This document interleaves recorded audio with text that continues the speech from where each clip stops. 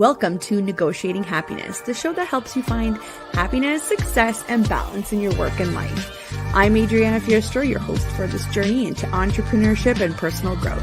We're broadcasting live on 107.7 and 105.3 FM in New Orleans as part of the United Public Radio Network. We explore the latest strategies, insights, and stories from successful entrepreneurs and experts. From managing stress to building a thriving business, we've got you covered.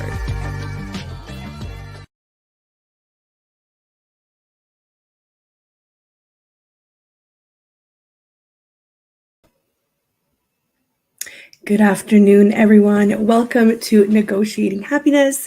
I am your host, Adriana, and I am so glad that I get to speak to you all again today. Today, we are on episode 15, which means we've been running for 15 weeks, which is amazing. Thank you all. We're going to talk about 3 ways to improve work-life balance instantly. And this is just a reminder that we are broadcasting live on the United Public Radio Network and UFO Paranormal Radio Network at 105.3 and 107.7 FM in New Orleans. And check out some of our other shows on the network. We are also on Roku TV. Another thing to keep in mind is that we've been nominated again for the podcast awards. Please go and vote for us. You will find it on the network channels. You will find all the links to do that. We would be super grateful. So yeah, welcome. Grab your coffee, grab your lunch. It is 1 p.m. here in Eastern time, and we've got lots and lots to discuss today. Don't mind me with my Christmas themed mug. In this household, we like holiday mugs at any time of year. So I wanted to do a couple of episodes on my own before I started bringing in a couple of other guests. We have exciting guests lining up, and I'm also going through another set of scheduling guests. So stay tuned. I've got some pretty interesting entrepreneurs that want to talk to you guys. So make sure that you're tuning in, depending on what your preference might be for what kind of entrepreneurs you would like to hear from. I'm definitely excited for this week. For next week as well. We will have Michael on, and I can't wait for him to dive into his business so you can get a little bit of an insight in there. Of course, it's a Monday because we're already having some tech issues again. Let's try this again. Sorry, guys. For anybody that's supposed to be listening on Twitch, it's being a little bit difficult, but we're going to try and do it anyway. Just bear with me for a minute.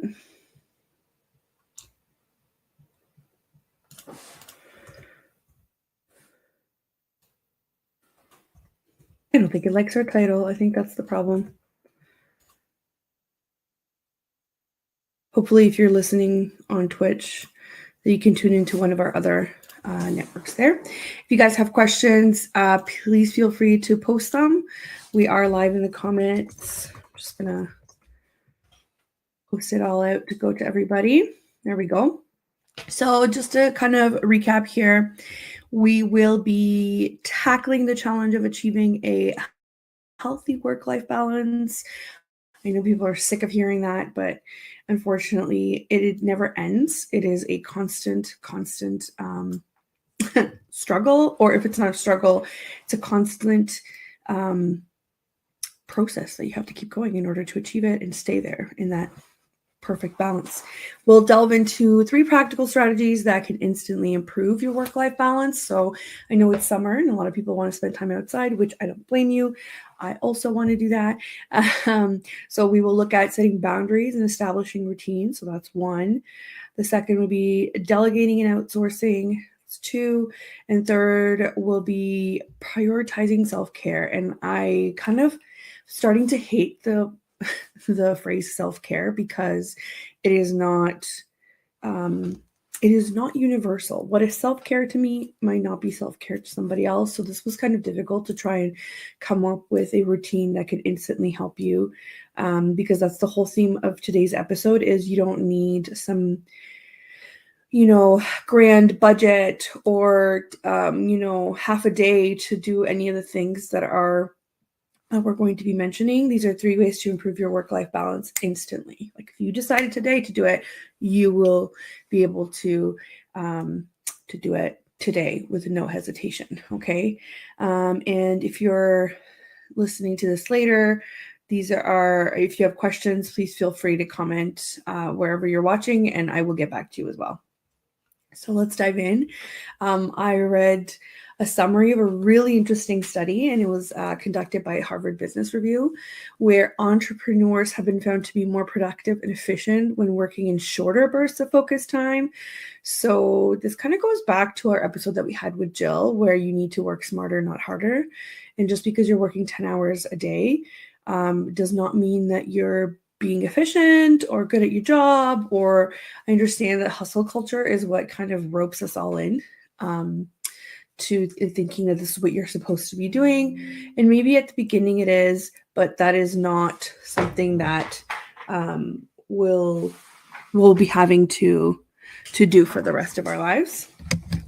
Another thing here is the study analyzed the working habits of entrepreneurs and found that the most successful ones tended to work in sprints, which is a period of intense focus and then followed by intentional breaks. I'm really bad at doing this. I'm not speaking from a place of practice. I'm speaking from a place of learning. The study kind of revealed that the top performing entrepreneurs typically worked in intervals of around 52 minutes, so not even an hour, and they followed by a break of about 17 minutes. And this pattern of focused work and strategic breaks allowed them to maintain high level of productivity and prevent burnout, which is what we all want to do. And this finding kind of highlights the importance of balancing intense work periods with adequate rest and rejuvenation.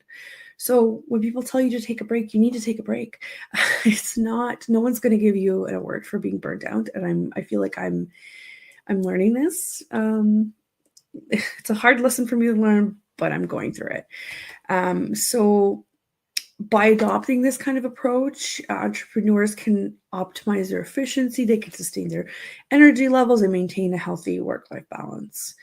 And I do understand that individual preferences and work styles can vary. So this will impact the way that you work. But it just offers a super interesting insight into what productivity habits of successful entrepreneurs are. And also I understand that not everybody operates like the Harvard Business Review or the Harvard Business School. It's a reputable source, and that's why I tend to quote it. And another thing to think about, whatever is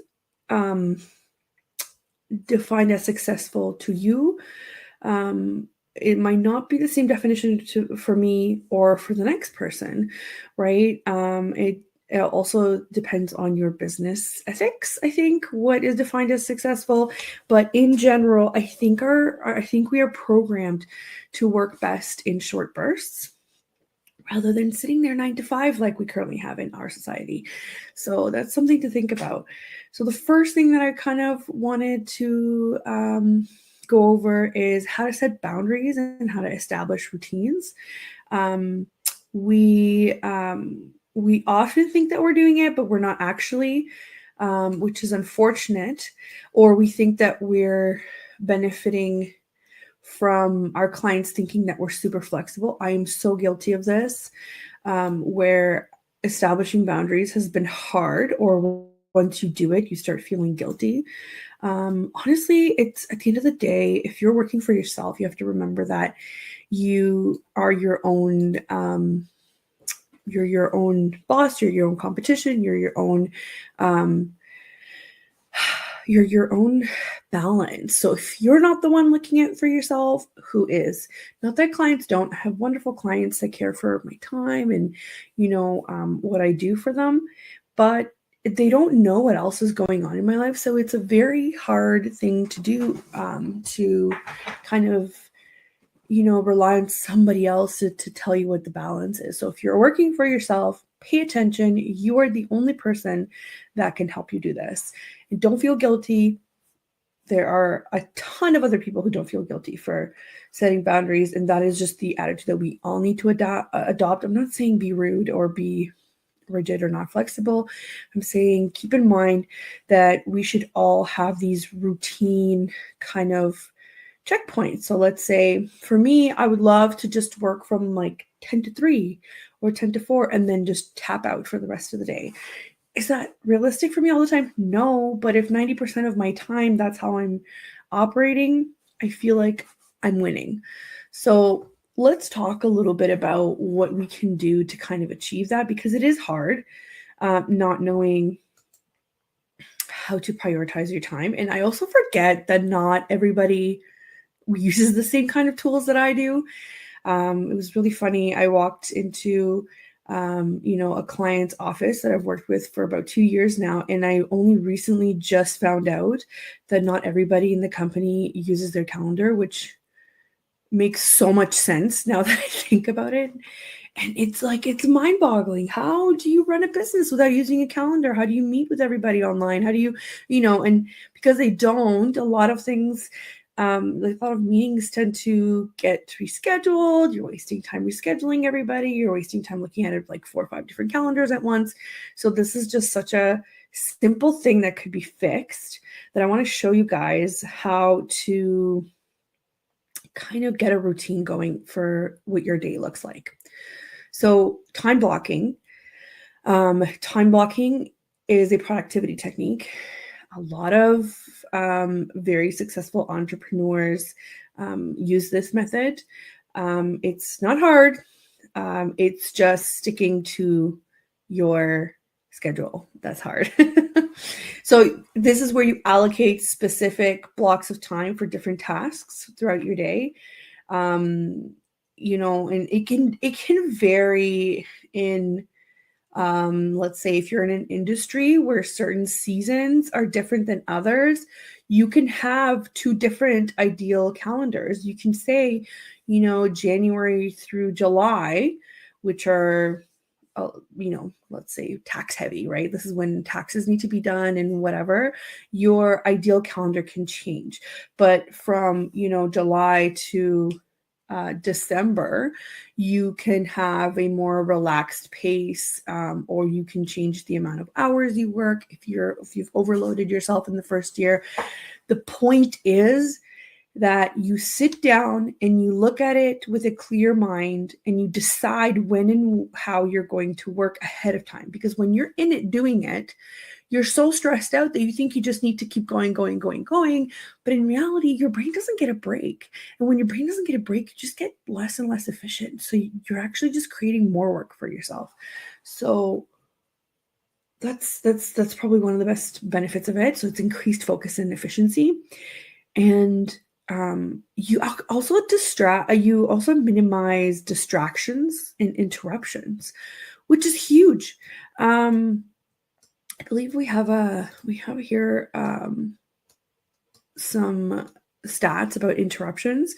So a quick story. I used to work at a law firm, and different lawyers had different ways of trying to deal with taking questions or clarifying things. So one lawyer wanted like 15 minutes in the day where we would meet with them and we would have a whole list of questions on a pad of paper. And that's how they would answer questions, right? That was the only time. 15 minutes. You got 15 minutes. You got to get all your questions in. Okay, cool. I can see they're trying to be efficient. And they're also minimizing disruptions or interruptions. Other lawyers didn't mind if you would go in, in between their meetings to kind of say, hey, do you want to do this or do you want to do that? But obviously, if their calendar would say something like, trial prep, you don't really bother them during trial prep. So that's what I mean. That's how they would prioritize their time. So it's a little bit different in every industry that you work in. But I wanted to kind of to point out that this happens because it depends individually how long it takes you to refocus after you've been interrupted. Even if it's a legit question that somebody has, you still need to have that type of time to be able to kind of focus back into what you were doing. So there was a study published in the Journal of Experimental Psychology, and they examined the impact of interruptions on work performance. The research indicated that simple interruptions, such as a brief notification or an unrelated question, maybe, typically require a few seconds for the brain to recover and resume the original task. However, more complex interruptions, such as a phone call or a lengthy conversation or like 10 emails in your inbox, right, may take several minutes to regain full focus. So it doesn't seem like a lot, but imagine throughout the day, how many phone calls do you get that you pick up? How many emails pop in and you hear the notification? So every single time you do that, those minutes turn into hours, right?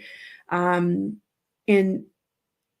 obviously, everybody's brain ability to refocus can be influenced by individual factors such as mental fatigue or your level of skill and expertise in the task, or if you're multitasking, which it's not really a thing. That's also, in my opinion, a form of interruption when you're trying to do too many things at the same time. And obviously, all of those kind of factor in how long it would take your brain to be able to get back to the task at hand, right? So knowing that, how are you going to structure your time in order to be more efficient? So again, I'm speaking from a place of learning, not from a place of expertise. I'm still working on mine, but I wanted to share with you kind of what is working for me right now. So let me see if I can present this to you.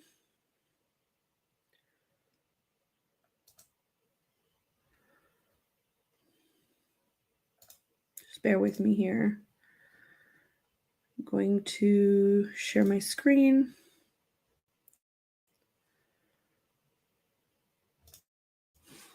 And to show you what my ideal calendar looks like. It doesn't look, it's not operational right now, but I'm trying. Let's see. So this is based on a Monday to Friday work week. I'm not going to lie to you though. Sometimes I do work on the weekends too if I feel like I'm like too much is happening. So there we go.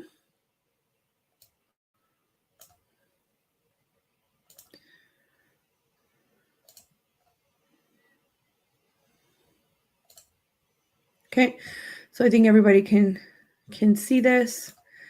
I'm going to zoom in a little bit so you can see it. So basically, if you're just listening and not seeing what I'm showing here, I've just opened up what my ideal calendar looks like. So I'll give you an example. So for today, Monday, I would start, so nothing is booked before 10 a.m.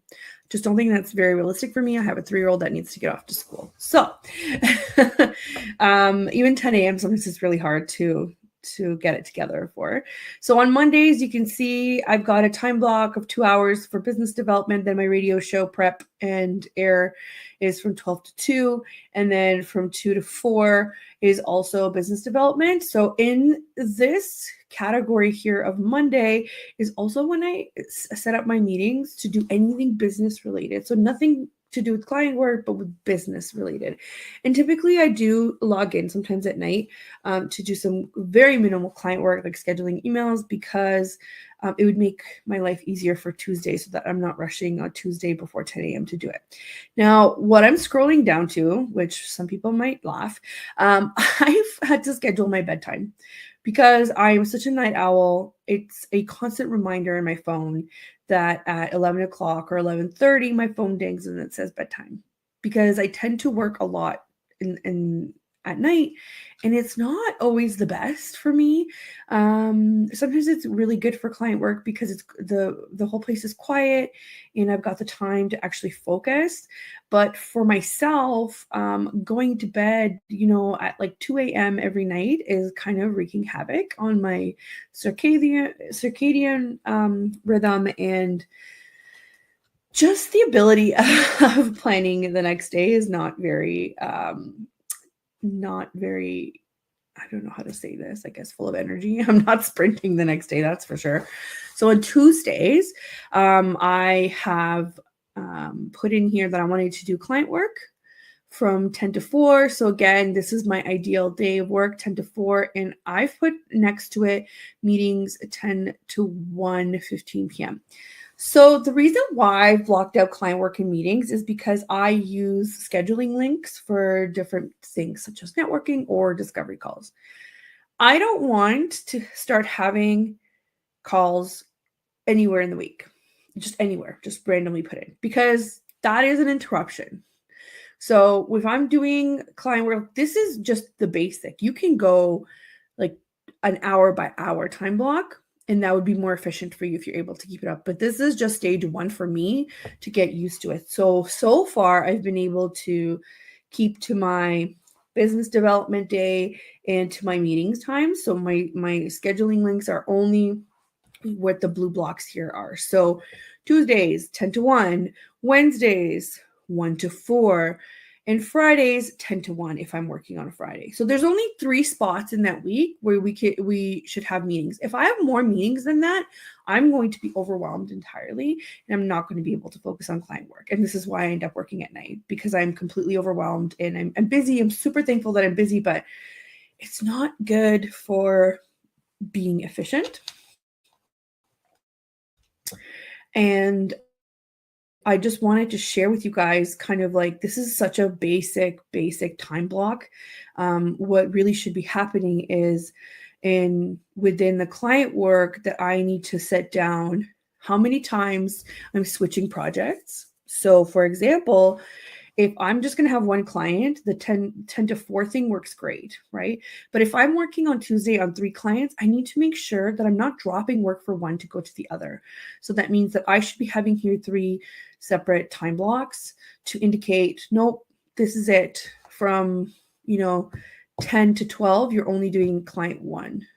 Then you're going to take a break, right? If we go by what the study says, we should technically be having a break every hour. So if you want to do time blocking with an hour, that's great. Another really great tip about time blocking is how to minimize your interruptions. And that would be by not having to look at emails anytime that there's a notification. So honestly, turn off your notifications.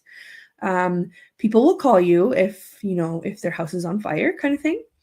Turn off your notifications and time block a specific amount of time every day, or I don't know, twice a week or every other day that you check emails.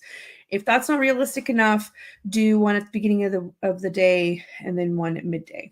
Right? So again, fit it in here so that it makes sense, so that you're not shoving one thing out and over top of the other. My actual, so this is one version of my calendar. I don't know if you know, but you can create multiple ones on Google Workspace. So my real calendar, that where all of my appointments get populated or work time, is on top of this one. So you can actually have both to look. So sometimes I'll turn both on to see if I've kept to my actual blocks. So are my meetings outside of those 3 days? Okay, that's what I need to work on. Am I leaving business development for Mondays, or am I sliding in all kinds of meetings in there that don't belong? Right? So it's a really good way of continuing. So what I've done, if you're not really familiar with Google Workspace, is when you create these time blocks, you make sure that you hit reoccur. So the reoccurrence is every week for me for these. But once you get down to the smaller time blocks, then you'll be able to kind of do it only recurring when you need it to, right? So it depends. You might not have work from the same client on the same day, but you might. So that would be great. So then make sure they reoccur every week so that your ideal calendar keeps going and going. So yeah, I wanted to share this with you guys because I think it's super important for the people that are visual. If you are listening, I'm just going to try and describe it for you. Try and log into our replay so that you can see it. But it's just a Monday to Friday schedule. Saturday and Sunday are blank here. And it just shows you when I'm expected to work. So Tuesday, Wednesday, Thursday, you'll see client work 10 to 4. Again, I think that's very general. You should be doing time blocking every hour, right? And then I'm only meeting with people Tuesday morning, Wednesday afternoon, and Friday morning. And as you can see, I don't ideally want to work past 1 o'clock on any Friday. And in the summer, I might take off Fridays completely. So that means I have to boil down my work into 3 days. Can I do it? Yeah, I can do it. I just need to stop thinking of myself as an hourly service provider. I'm a business owner. It's a lot of like mind shift. So again, I'm not talking from a place of expertise. I'm talking from a place of learning, and this is what's worked for me so far.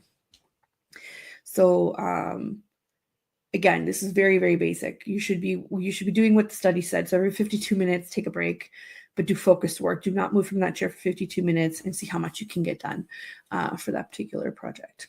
Okay.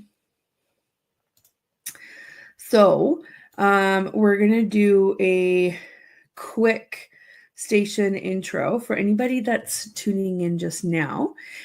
We are, first of all, thank you. And we are listening, you are listening to Negotiating Happiness, and we are live in the United Public Radio Network and UFO Paranormal Radio Network at 105.3 and 107.7 FM in New Orleans. And check out some of our other shows on the network because we're also on Roku TV if you prefer to watch us on your big screen TV. So if you're just tuning in, we're just talking about 3 ways that can automatically improve your work-life balance. And these are very practical things that we can do in our day-to-day life. And if you want to change that today, you will have the ability to, because they're either very doable or affordable or free, or it just takes your mindset to switch a little bit, and then you can do it. So we've spoken about time blocking because we're in the section of setting boundaries and establishing routines. Time blocking in a schedule, that would be a fantastic routine to start with. And setting specific work hours and designating, spaces for work and relaxation. Like the study said, work focused for 52 minutes and then 17 minutes on average, take a break. And then you will see how your productivity skyrockets. And we talked a little bit about interruptions as well. That's why we tried to time block. So that's one thing that you can do today to fix your calendar and your work hours, make a decision and stick to it.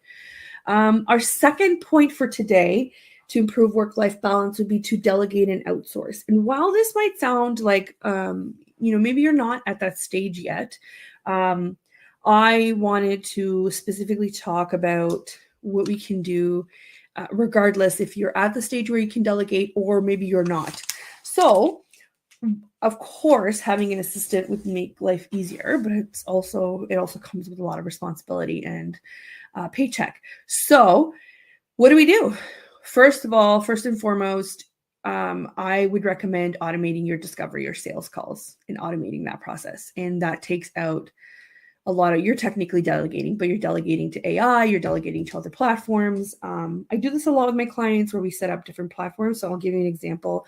Anybody that goes on my website to send me a message, here, let me put it up for you guys so you can see the website. Right? So ontarioassistant.com. Anybody who goes on there has to fill out my contact form. And my contact form is specifically derived from who I need to work with and do they have what I need them to have. It might not seem as specific as that, but in my mind, it definitely acts as almost like a pre-questionnaire, right? So you can do it as detailed as you want it. But if you go on my website, I want to show you guys.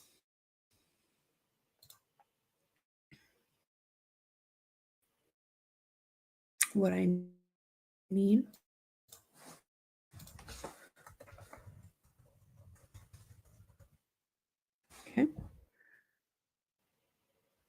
There we go. So for anybody listening, we've just gone on my website now.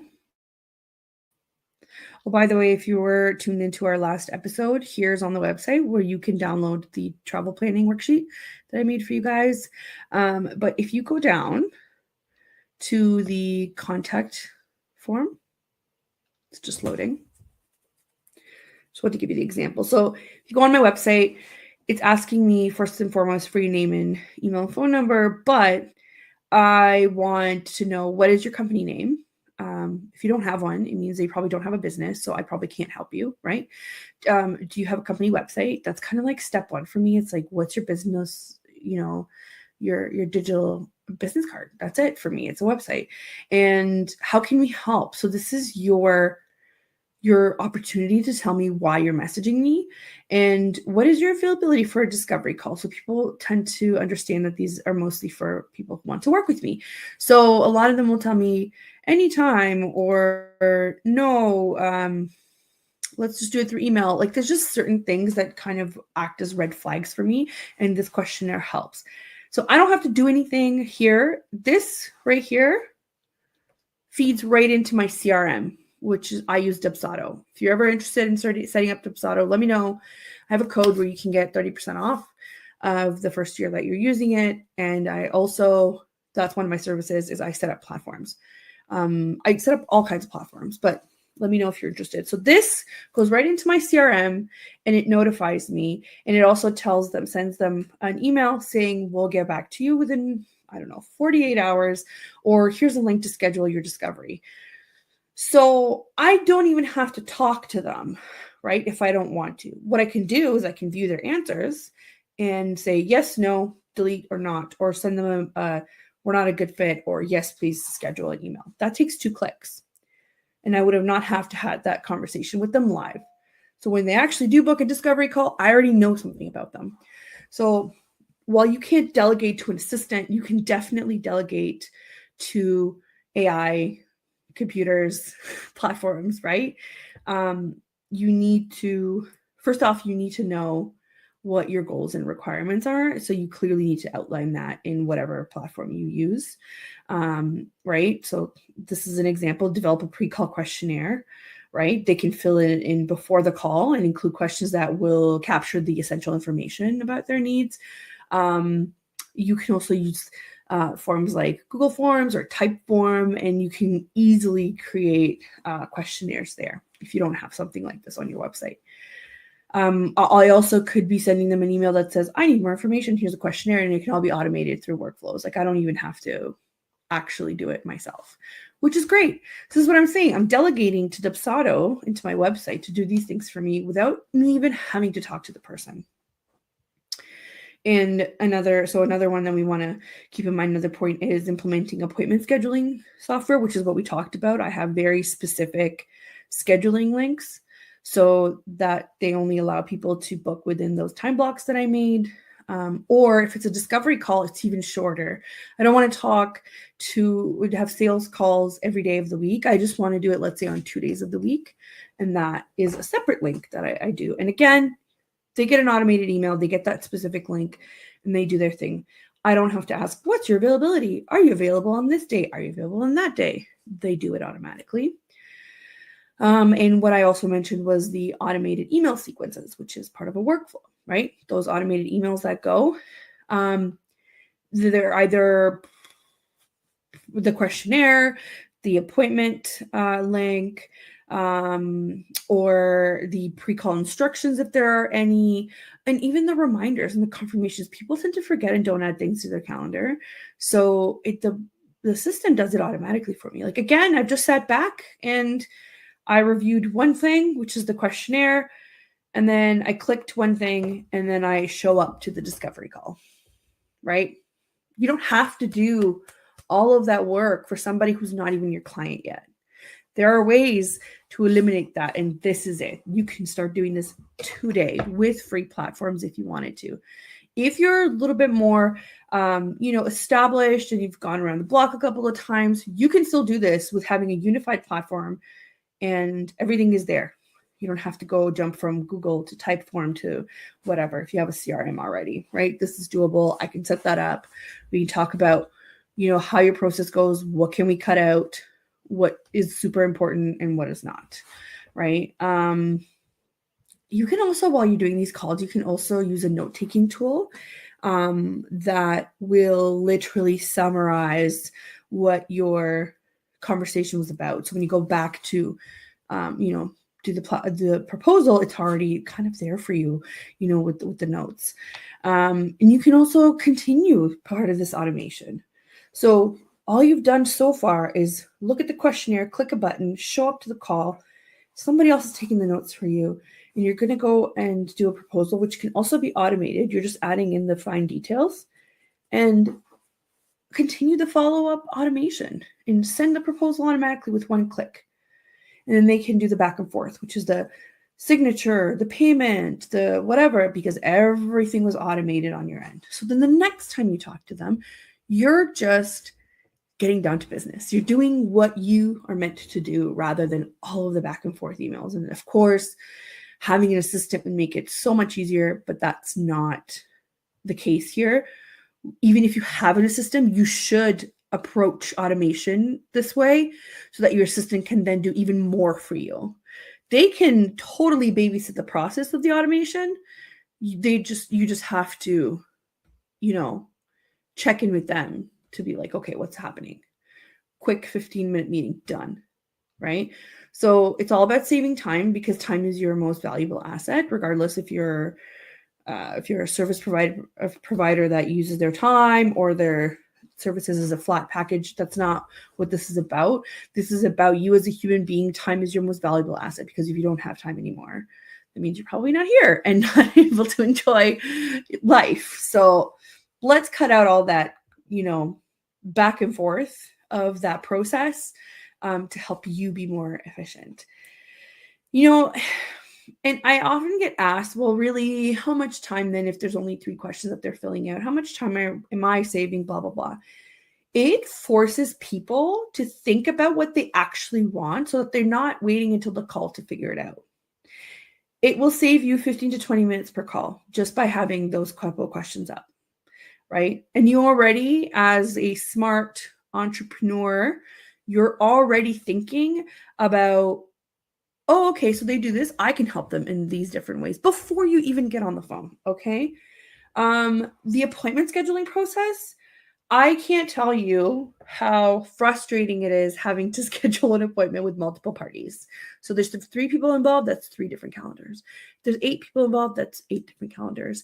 The back and forth of emails, like when I worked at a law firm, was insane to me. One time it took 11 emails to schedule one call. It was insanity. And drawing from that, I'm never doing that again. So having that scheduling link, having the opportunity to know what you're looking for is key to making this so efficient. So avoid those 11 emails and just send one with that scheduling, and they can do everything on their own.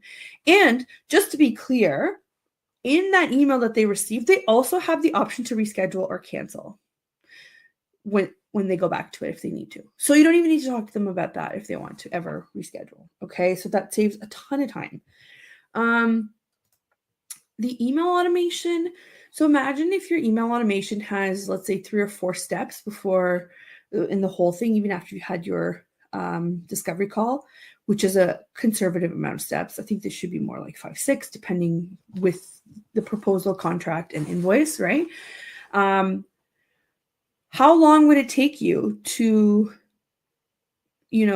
review what they're saying, schedule, then reply back and literally, type these out as you go? Like, can you have canned emails? So can you have templates that you can copy and paste? Sure you can. They're most likely still stuck in your inbox somewhere, having to look for them and then paste them in. It takes forever. With an email automation, they're already there and they allow you to make custom changes before you hit send. So it doesn't lose that customization or that human touch. You just have to know, what do you want from this person? Oh, this? Great. Okay, I have to make one modification, then hit send. So it saves you a ton of time trying to gather these links for them, make the invoice and paste it in here as well so that everything is neatly together. It saves probably hours of just from dealing with one onboarding and like from a discovery call, right?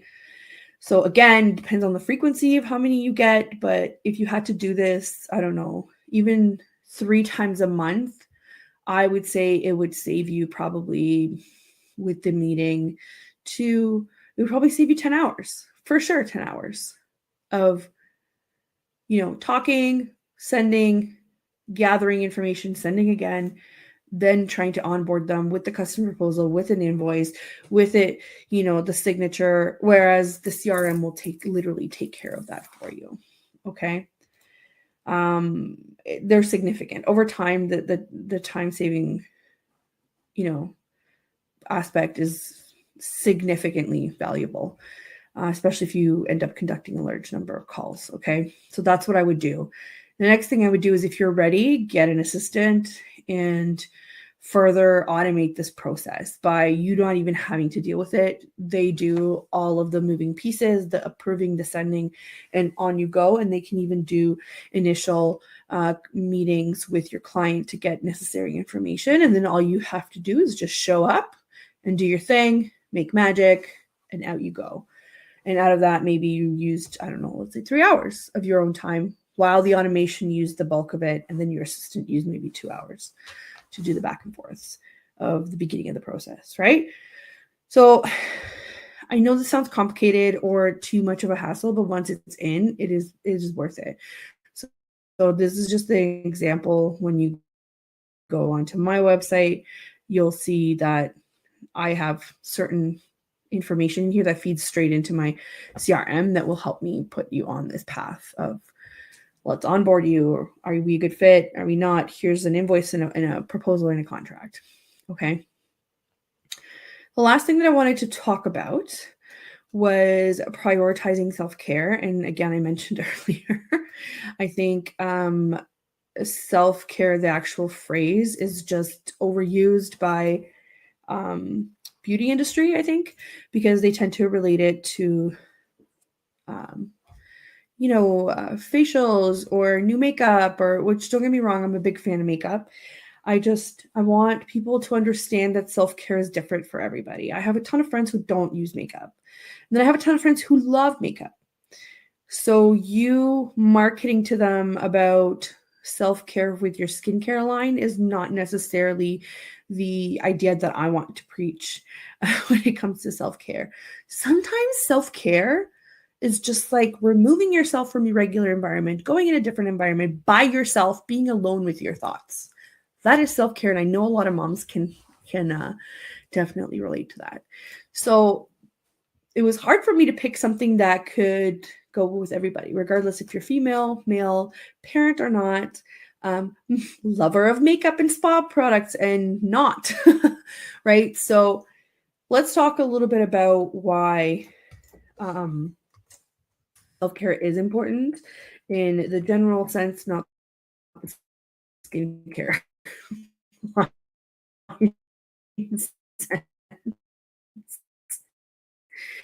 I wanted to, you guys here, just bear with me. Oh, seems like we're having some technical difficulties. There we go. We're back on. I wanted to show you guys some images of what I'm talking about so that you're not kind of super out of the picture here. Just bear with me. My internet seems to be very slow today. I'm not sure why.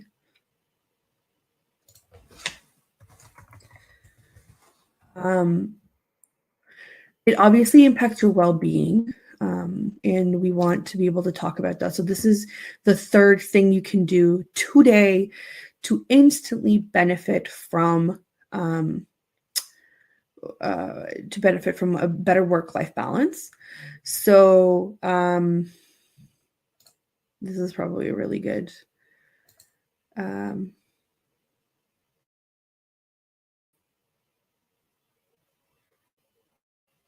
let's see. just you guys on my account and it's not. So we're avoiding some licensing issues here. Just bear with me.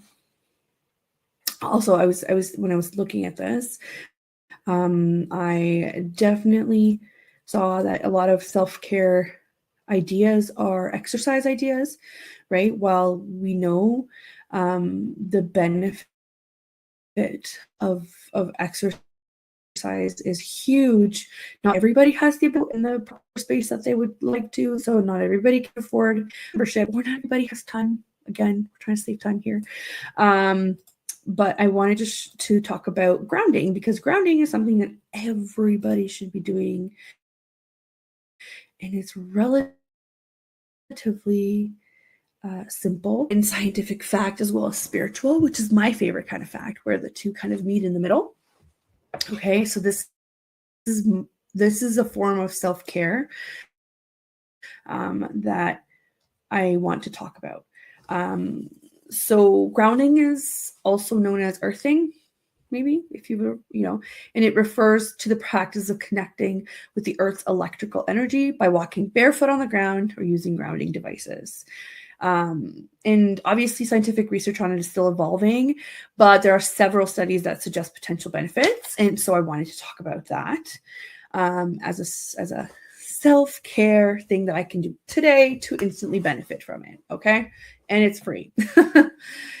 So there's a study that was published in the Journal of Alternative and Complementary Medicine. Again, I'm not relying on any of these things, and I'm not saying that you should be doing your own research, but this is what I've found. It's improved sleep patterns. It has decreased nighttime pain and reduced daytime fatigue, especially in participants with chronic pain. Okay. There's health implications, of reconnecting the human body to the Earth's surface electrons, and that's what they found. And again, that's in the Journal of Alternative and Complementary Medicine. This first study that I referenced was published around 2012. So it's not super new, which means people have known about this for a while, but it's also not super, super old. So it's still evolving. Okay. I just wanted to show you guys a photo of grounding, so you know what I'm talking about, because not everybody might. Or there are people saying, yes, I know what's grounding, but we're going to try and appeal to everybody here. But my internet's being very slow, so that's not helpful. Let's talk about the second benefit is reduced inflammation and pain. And they found that specifically participants with chronic inflammatory and autoimmune conditions benefit from this. And it's specifically for the effects of grounding on delayed onset muscle soreness. And it showed that grounding significantly reduced pain, muscle stiffness, and physical disability in participants with chronic back pain, which I have a ton of back pain. So that's very helpful to know. And earthing or grounding, the human body reduces blood viscosity, which is a major factor in cardiovascular disease, also from the Journal of Alternative and Complementary Medicine. Another thing that it will do is it will reduce stress, and it will improve your mood. I have to remember to tell you guys about an event that I attended yesterday, because you might like it. I couldn't quite find a picture of people walking on there, but there is a picture of people touching the soil with hands. I don't understand why it's such a big secret or nobody wants to talk about it. Maybe because we would have to take a bunch of ibuprofen. Who knows? I'm definitely on that ibuprofen bandwagon with my back pain. But yeah, apparently Google likes to kind of siphon those results out there. But yeah, so walking barefoot. My 3-year-old asks me all the time when we go to the park and if he can take his shoes off. Why does he ask me? I don't know. Maybe it's more comfortable. Maybe he's listening to his body way better than we are, which I've noticed a pattern with that. He also doesn't overeat because he listens to his body. So I tell him, yeah, go for it. So take your shoes off, feel the grass, just relax, sunbathe, that's definitely something that can recharge you.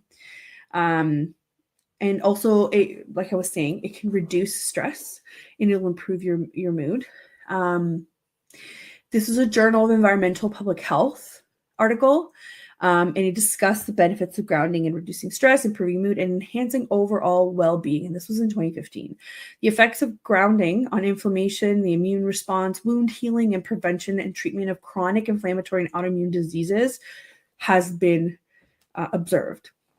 And again, that was in 2015 from the Journal of Environmental and Public Health. There's lots and lots of research to be done still, but this is what we have available to us so far. To me, that's such a simple habit to make, especially in the summer. Like we live in an area where winters are very harsh and summers are lovely.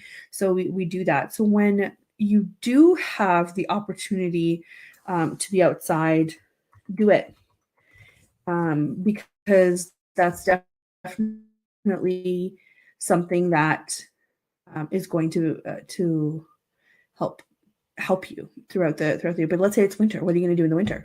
So this is my favorite, non-favorite website to purchase things. And I want to show you what grounding mats are. Again, I don't have a preference. I'm not getting paid to do any of this. I just wanted to show you guys. So there we go. Let's see if you can see my screen now. I just did a quick search. Oh, there we go. It's finally updating. Let's try again. Okay, so there we go. You guys can see now. So a lot of people that work from home or work indoors a lot have these grounding mats. You can see people here. So what you do is you plug it into the ground like in the outlet in the grounding section, and you then stand on it or put your feet on it while you're working, and it helps you connect to the grounding system that is already in your house. I'm gonna try and make this big, super slow.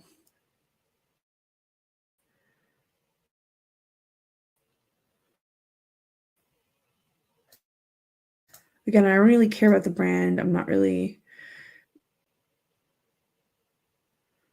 So you can see it's connected there, and then you put that into the ground outlet there, the third little. I'm talking about for North America. I'm sure there are grounding mats for whichever zone you're in.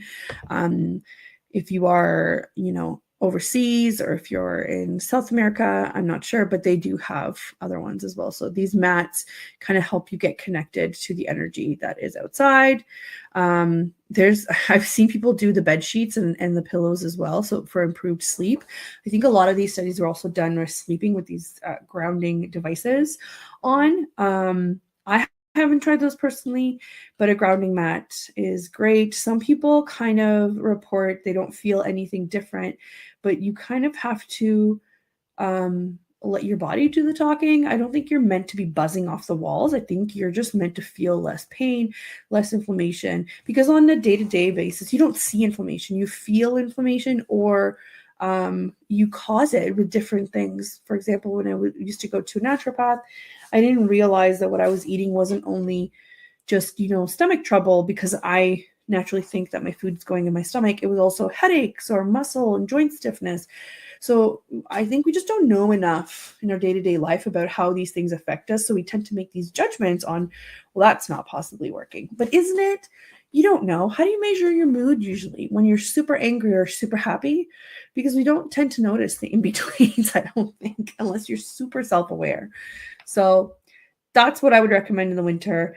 And in the summer, go outside, take your shoes off, and enjoy, because it's pretty short. Like, it's already almost mid-July, and I can't believe it. So I'm going to do a quick recap, right, of the 3 things that you can do today to improve your work-life balance. So the first one had to do with setting boundaries and establishing routines. So this is where you can start with the time block. Maybe as part of your time block, you can block in an hour where you go have your coffee outside on your porch and go stick your feet in the grass and just enjoy, no phone, no computer, just be.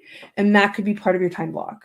Okay. And then for the rest of the day, feel the energy and just, get it going with the focus. So that's one. This is a routine that you can do all the time, right? And this also helps with minimizing interruptions because we don't want that. Okay. The other one is delegate and outsource. So my suggestion to anybody, depending if you're new or you've been around the block a couple times, with your business or various businesses, use tech first. And if you have an assistant or want to get an assistant, let them enhance that experience for you. Don't do it the other way around unless you're getting somebody like me to help set that up for you. Your assistant, this day and age, does not need to be scheduling your appointments. There are automatic schedulers for that. Use them for something else. Use them for scheduling, marketing things or going back and forth with your clients once they've become your clients, or helping you sort through your inbox to make sure it's more efficient, or to deal with urgent things. Use them in a different capacity, right? But first and foremost, automate your step one. How are you getting your clients? How are you doing your sales calls, and how are they getting onboarded? That is such an easy step to automate, and then you can have an assistant that you can delegate more things to, or that they can handle that process. You don't even have to think about it. Okay, that was our second thing that you can start doing today. There are free CRMs out there that will help you do this, or you pay for an upgrade to, which is, for the amount of time that you're going to save, it's going to be a no-brainer. And third, prioritizing self-care. We talked about how self-care doesn't mean the same thing for everybody, but I found one thing that everybody can do, right? Stick your hands, stick your feet in the ground, feel the grass, feel the energy, and allow your body to benefit from, less stress and less inflammation, better sleep, and hopefully you make that a regular thing. And in the winter, if you can't do that, obviously, please don't get frostbite. Get a grounding mat. And maybe that's what you put at your feet when you're working. That's what I'm doing. So I don't have a particular brand. I don't have an affiliation with any of them. This is just me giving you options, affordable options that you can do today. So do you think that you can achieve a more balanced work life situation?